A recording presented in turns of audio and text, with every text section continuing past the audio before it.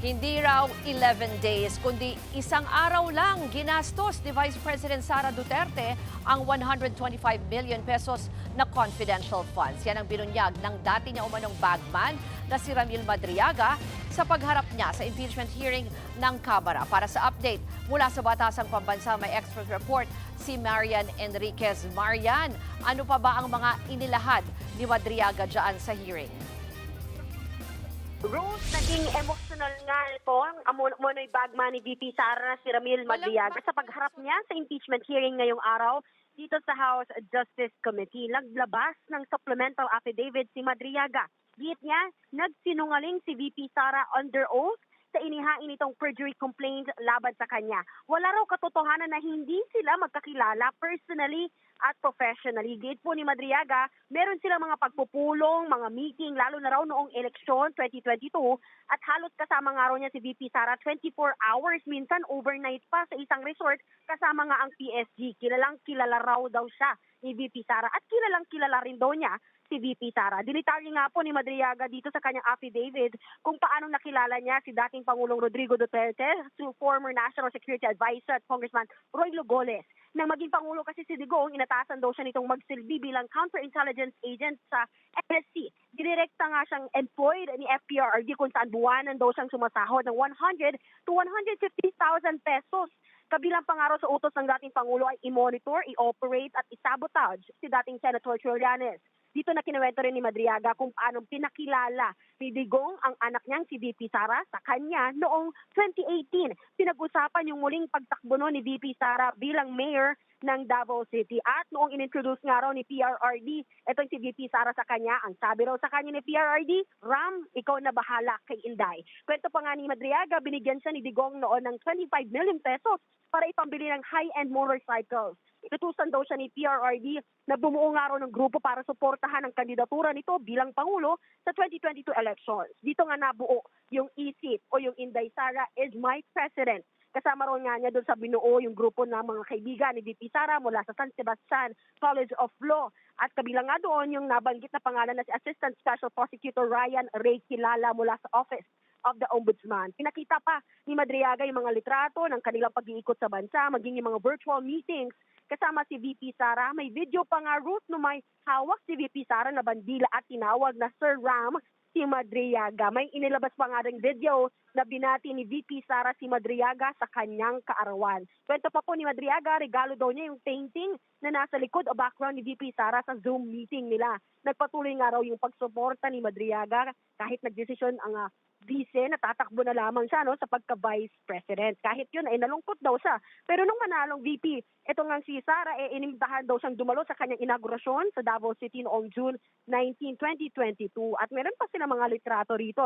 Inatasan nga siyang bumuo ng Vice Presidential Security and Protection Group o VPSPG, kung saan nirekomenda niya yung mga estudyante niya si Colonel Dennis Nolasco at Colonel Raymond Dante Latsica. Nakatrabaho raw ni Madriaga itong dalawa, July 22 hanggang April 2023 para sa Tactical Transport Services, paghawak ng mga confidential information at paglilipat ng malalaking pera para sa iba't ibang mga tao base daw sa utos ni VP Sara. Ito na, Ruth, noong December 20, 2022, tinawagan daw siya ni VP Sara para sabihing makipag-coordinate kay Colonel Nolasco at mag-deliver daw sa 3 lugar, sa San Pablo, Laguna, Night Chef o yung Nomo Basho at yung sa Office of the Ombudsman. Sinabi raw ni Nolasco na pumunta sa DepEd Central Office sa Pasig City. Dito na nga nakita nila si Colonel Latsica kasama si Special Disbursing Officer Gina Acosta at 4 na duffel bag yung dinala sa kanya at mga kasamahan. 30 million to 35 million pesos daw yung laman ng mga duffel bag kung saan niya pinagdadala nila ito doon sa iba't ibang lugar na binanggit kanina. At kumuha na rin siya doon ng 1 million pesos bilang parte raw niya. Dito na nga sinuwalat din ni Madriaga yung pangalan ni dating Ombudsman Samuel Martires na kasama raw doon sa mga pinagbigyan ng pera at doon nga rin niya ni-reveal na hindi lang 11 days ginasta yung 125 million confidential funds ni VP Sara noong 2022 kundi sa loob lamang po ng isang araw. Actually, Ruth, tuloy-tuloy pa rin nga yung paggulo ngayon ng pagdinig at maraming mga clarificatory questions itong mga kongresista. Pero patuloy din na sinisita ni Chairperson Jervin Luistro dahil yung ilang mga kongresista ay kumbaga lumalagpas na no doon sa clarificatory questions, kundi probing questions na daw. Kaya sinisita sila ni Luistro dahil dapat po ito ay mangyari pa sa Senado o sa impeachment trial. At ngayon nga, nilinaw din ni Luistro na hindi po fishing expedition yung kanilang ginagawa, kundi pagtukoy lamang kung may probable cause itong mga reklamong impeachment laban sa bise. Yan muna ang latest. Balik sa iyo, Go. Marian, ito kasing pinapakita rin naming video, siguro short context lang, no? Medyo naging emosyonal, ano? Yaang si Madriaga na, ano ba yan? Ano bang kwento niya dyan at na ilang beses bang nangyari yan na parang napaiyak siya? Actually, Ruth, yan yung bagay na naiiyak siya. Doon siya napatigil sa part na nagkikwento siya kung paano, maalala po ninyo doon sa kanyang affidavit, ang ipinupush nila, tinutulak nila si VP Sara, tumakbo bilang presidente. O yun, doon nga siya, Inday Sara is my president, doon sa kanyang affidavit. Pero naiyak na lang siya, sabi niya, matanong siya ni Luistro, bakit ka naiiyak? Sabi niya, malungkot lang po. So, ang tingin natin, hindi na naman na klinaro or nagkaroon ng follow-up question kung bakit siya nalungkot. Kung ito ba ay dahil nga sa pagkabisi na lamang tumakbo itong si VP Sara o dahil din ba ay idinideny nga ng pangalawang Pangulo na kakilala siya. Gayong sila yung nangunguna dun sa pangangampanya para sa kanya noong 2022. Marian, ready na pala itong ating soundbite mula dyan sa hearing. Pakinggan lang muna natin. Hindi po totoo yun, Madam Chair. Ano po yung mga pinakabatayan po ninyo para masabi na hindi po totoo ang sinasabi ng pangalawang Pangulo? Mayroon kami mga dating pagpupulong. Bukod pa po dito, mga meeting po sa, lalo na ng eleksyon, na halos kasama ko siya 24 hours. Minsan overnight pa sa isang resort. Kasama ko po din ng mga PSG. Kaya kilala po niya ako at kilala ko rin po siya.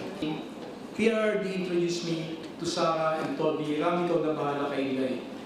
Since then, I have frequently met and discussed with VP Sara, then Mayor Sara, regarding various matters.